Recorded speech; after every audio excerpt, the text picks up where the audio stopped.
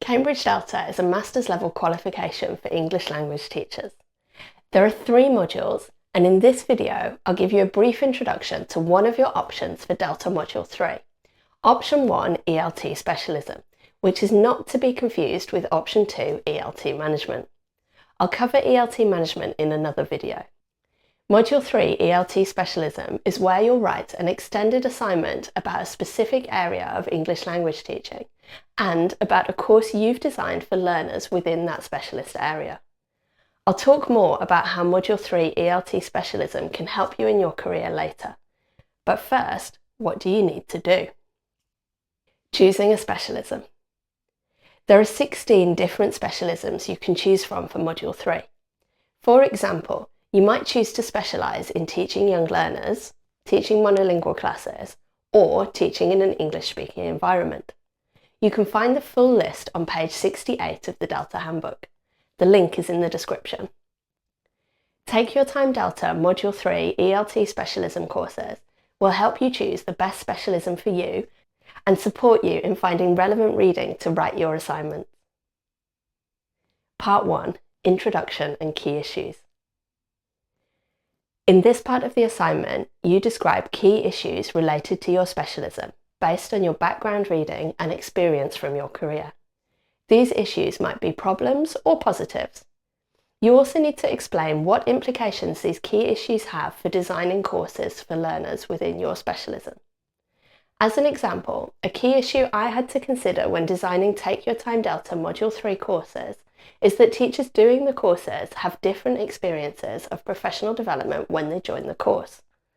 Some teachers have already finished Delta Modules 1 and 2, while others have only completed initial teacher training like a CELTA and have chosen to start their Delta journey with Module 3. One implication of this key issue for course design for me is that the course needs to introduce basic concepts of studying at a higher level, like how to find sources to read and how to read them efficiently. By the way, you'll get that training on a Take Your Time Delta Module 3 course because I did consider a range of implications when designing the course. Part 2, Needs Analysis and Commentary. This is when the reader meets your learner or learners for the first time. You'll analyse their needs and do some diagnostic testing to identify the key areas the learners need to work on. This will give you a list of learning priorities. I think of this as a wish list. If you had all the time in the world to work on the English of this group of learners, what areas would you cover? For most trainees, Part 2 is the most challenging part of Module 3. There are a few reasons for this, which I'll cover in my next video. Part 3, Course Proposal. You'll now take everything you learnt in Part 1 and Part 2 and put it all together. You'll create a 20-hour course proposal for your learners, which you'll need to include as Appendix 1 of your main document. This proposal is what you would give to another teacher to plan their lessons from, or to a manager to ask them to approve your course and allow you to run it. In the main body of your assignment, you need to be able to justify why you've designed your course in this way. One of the key parts of doing this is choosing a realistic set of course objectives from the wish list of learning priorities you created at the end of Part 2. You don't have unlimited time to cover everything on your wish list, so what are you going to cover in just 20 hours? Take Your Time Delta Module 3 courses give you lots of support in understanding how to select appropriate course objectives and how to approach planning a 20-hour course, as well as in how to write up your justification. Part 4, Assessment. In this part of the assignment, you plan how you're going to assess the progress of your learners on the course and how you'll check whether the course objectives are fully met. You'll also plan how to evaluate the success of the course. And as always, you have to justify all of those decisions in the main body of your assignment. Part 5, Conclusion. This part briefly summarises everything that you've covered in the rest of your assignment.